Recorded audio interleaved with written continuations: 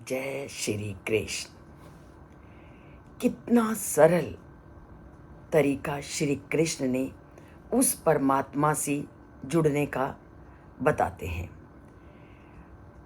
व्यक्ति अपने अपने कर्म को करता हुआ भी बहुत आसानी से उस परमात्मा से अपना नाता जोड़ सकता है। तभी उन्होंने कल क्या कहा था? स्व स्व कर्मणि अभिरता संसिद्धिम प्राप्नोति, कि व्यक्ति अपने अपने कर्तव्य का पालन करते हुए भी उस परमात्मा को आसानी तक पहुंच सकता है, चाहे वो मेरा कीर्तन, चाहे वो मेरा भजन इत्यादि ना करे। अब अपने कर्तव्य का पालन करते हुए कैसे व्यक्ति उस परमात्मा से अपना नाता जोड़ता है, और वो कर्तव्य का पालन कैसे करे कि व्यक्ति आसानी से उस परमात्मा से अपना नाता जोड़ ले। तो उसके प्रति श्री कृष्ण कहते हैं कि यतः प्रवृत्ति भूतानाम येन सर्वम इदम तत्तम स्वकर्मणा तम अभर्चय सिद्धिम विन्दति मानवः।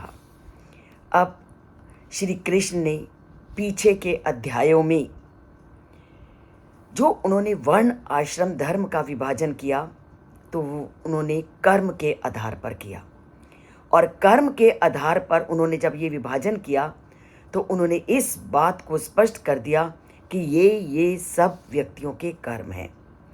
और उसी का वर्णन वो आज कहते हैं कि जो जो कर्म उसके जन्म से उसके निर्धारित हो गए हैं, उन कर्मों का वो अगर विधिवत पालन करता है तो वह जीवन में अवश्य ही सफलता को प्राप्त करता है।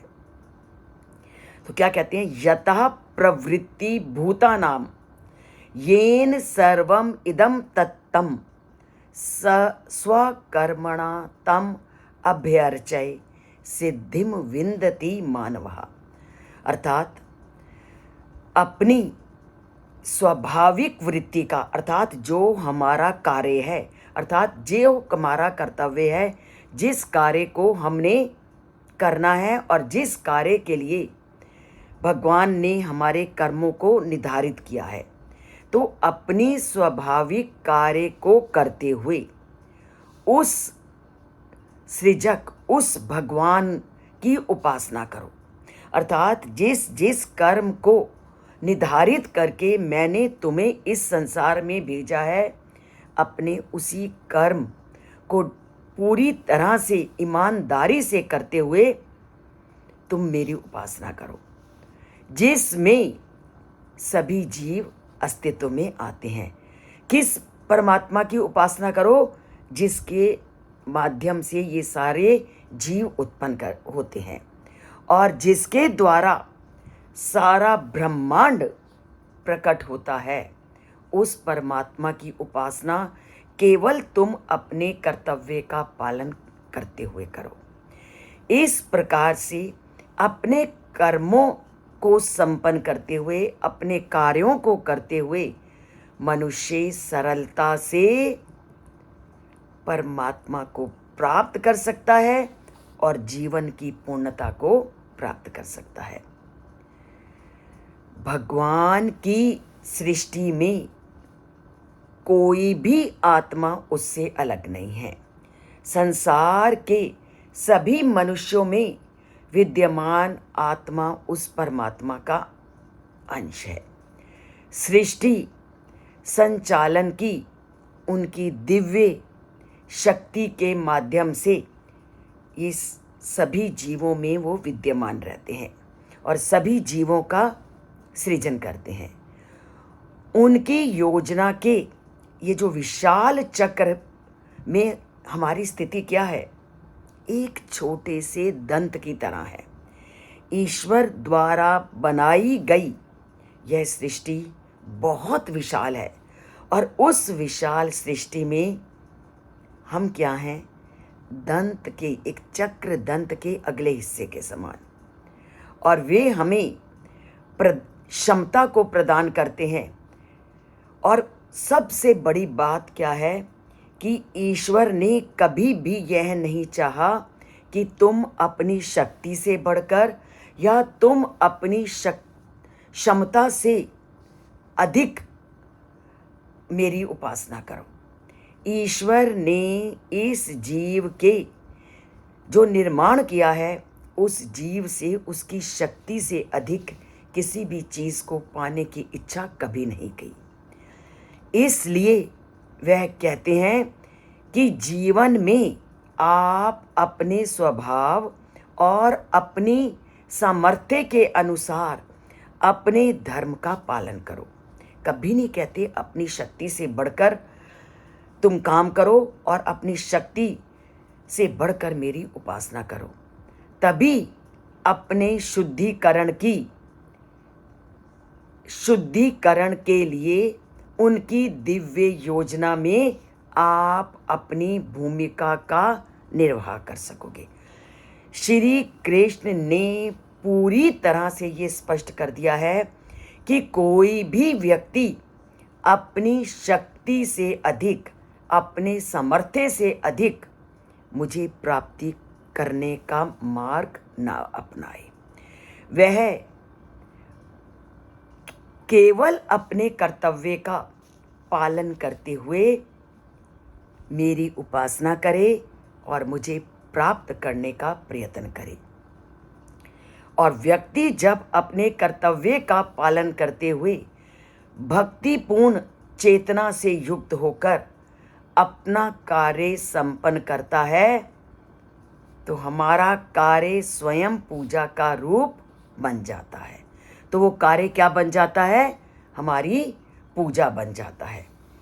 और इसका मैं तुम्हें एक छोटी सी कहानी के माध्यम से इसको मैं स्पष्ट करती हूँ, और हो सकता है कि बहुत से लोगों ने उस कहानी को पढ़ा भी हो। तो ये कहानी है महाभारत के वन पर्व की, जो कहानी मार्कंडेय ऋषि ने युधिष्ठिर को सुनाई थी। और ये कहानी हमें दर्शाती है कि कोई भी काम छोटा, घिनौना या अशुद्ध नहीं है। सभी कार्य बहुत महत्वपूर्ण हैं, और किसी भी कार्य को आप छोटा मत समझिए। सभी व्यक्तियों को अपने कर्म के अनुसार जीवन में आना पड़ता है और अपने उस कार्य को निभाना पड़ता है। और ये जो सारे कार्य हैं, उसमें से आप किसी भी कार्य को तुच्छ और हीन मत समझिए। यह केवल चेतना ही है जिसके द्वारा हम इसे संपन्न करते हैं। ये चेतना अर्थात हमारे जो कार्य हमारे पूर्व कर्मों के माध्यम से निर्धारित किए गए हैं, ये कार्य हमें निभाने हैं। और अगर हम उस कार्य को ढंग से निभाते हैं तो परमात्मा के साथ अपना नाता जोड़ते हैं। तो अब चलते हैं हम उस कहानी की ओर। और उस कहानी में वर्णन मिलता है कि एक युवा सन्यासी वन में गया और वन में उसने तप किया। तप करते करते वह जिस पेड़ के नीचे बैठा था, वहाँ एक कौवे ने उसके ऊपर बीट कर दी। और बीट करते ही सन्यासी का क्रोध आ गया और वह आपे से बाहर हो गया, और उसने कौवे को कहा, तू भस्म हो जा। और उसी समय वो कौवा पेड़ से गिरा और भस्म हो गया। और जब सन्यासी ने ये देखा कि मेरे इस वचन से और दृष्टि मात्र से कौवा भस्म हो गया है, तो वो अहंकार से युक्त हो गया। तो उसको अहंकार आ गया कि मैंने तो बहुत अधिक सिद्धि को प्राप्त किया है। तो इसी तरह वह अपने सन्यासपन के साथ साथ अपनी जीविका निर्वाह करने के लिए घूमते घूमते एक ऐसे घर में पहुंचा जहां उसने भिक्षा की याचना की। उस समय जिस घर में वो भिक्षा के लिए गया, तो वहाँ एक जो युवती थी, वो अपने पति की सेवा में लगी हुई थी। और उसने उस सन्यासी को कहा कि आप भिक्षा के लिए थोड़ा इंतज़ार कीजिए, क्योंकि मेरे पति बीमार हैं, मैं उनकी सेवा में लगी हूँ। जैसे ही उस स्त्री ने कहा, क्षणम प्रतीक्षु, क्षण भर प्रतीक्षा करो, सन्यासी तो फिर आपे से बाहर हो गए। तो उस समय उस स्त्री ने क्या कहा होगा? उस स्त्री ने कहा, हे सन्यासी, मैं कौवा नहीं हूँ जो तुम्हारे देखने मात्र से मैं नष्ट हो जाऊंगी। सन्यासी को बड़ी हैरानी हुई कि इस युवती को कैसे पता चल गया कि मेरी दृष्टि मात्र से वो कौवा भस्म हो गया है।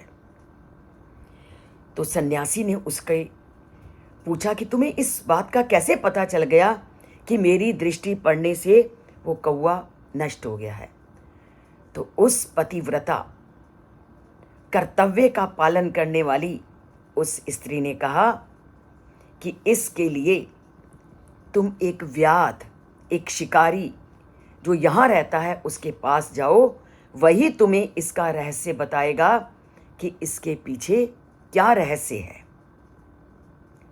तो ढूंढता हुआ सन्यासी उस शिकारी के घर गया और शिकारी के पास जा करके उसने पूछा कि मुझे रहस्य बताओ कि कैसे उसको, पतिव्रता को ये पता चल गया कि मैंने दृष्टि मात्र से उस बलाका का या उस कौवे का नाश किया है। तो सन्यासी ने क्या कहा होगा?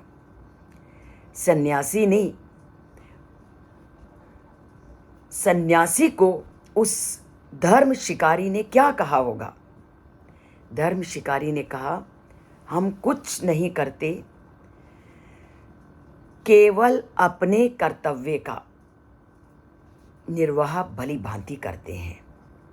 हमें परमात्मा ने जिस कर्तव्य का हमारे लिए निर्धारण किया गया है कि आप इस कर्तव्य को करो, तो हम केवल अपने धर्म का पालन सुचारू रूप से करते हैं। यदि हम अपने स्वाभाविक कर्तव्य का पालन करने के लिए, ये बात बहुत ध्यान से सुनने के लिए है कि जब हम अपने कर्तव्य का पालन करते हुए अपनी इच्छाओं और अपने निजी स्वार्थों का त्याग कर देते हैं और मार्ग में आने वाले क्षणिक सुखों और दुखों से ऊपर उठ जाते हैं, तब स्वयं को शुद्ध कर सकते हैं। तो शिकारी ने कहा कि जब व्यक्ति, जो ईश्वर ने उसे काम दिया है, उस काम को करते समय वह अपनी इच्छाओं का नियंत्रण में करता है और अपने निजी स्वार्थों का त्याग कर देता है और मार्ग में आने वाले सुखों और दुखों को समान दृष्टि से देखते हुए उनसे ऊपर उठ जाता है, तब वह स्वयं को शुद्ध कर सकोगे, शुद्ध हो जाता है और धर्म की अगली कक्षा में वो अपने आप चला जाता है और अपने निर्धारित कर्तव्यों का पालन करने से, वह उनसे विमुख ना होने से आत्मा की ऊपर से ऊपर स्थिति को और स्थूल चेतना से दिव्य चेतना उसमें अपने आप विकसित हो जाती है। अर्थात जब व्यक्ति अपने कर्तव्य का पालन सुचारू रूप से करता है और इच्छाओं को तिलांजलि दे देता है, स्वार्थों को छोड़ देता है और सुख और दुख का उस पर कोई असर नहीं होता, तो अपने आप जो होने लगता है उसकी अनुभूति उसको अपने आप होने लगती है। जैसा उस का पति की सेवा में लगी हुई उस पतिव्रता स्त्री को हो गया। जैसे आप दुनिया में बहुत से लोगों को सुनते होंगे कि इनको भविष्य में क्या होने वाला है उसका पता चल जाता है, और ये तभी पता चलता है जब आप अपने कर्तव्य का निर्वाह सुचारू रूप से करते हो और धर्म पूर्ण कार्य करते हो और अपने मन पर नियंत्रण करते हो, अपनी इच्छाओं पर रोक लगाते हो और कल्याण पूर्ण कार्य में लगे रहते हो और निजी स्वार्थ को प्रधानता नहीं देते।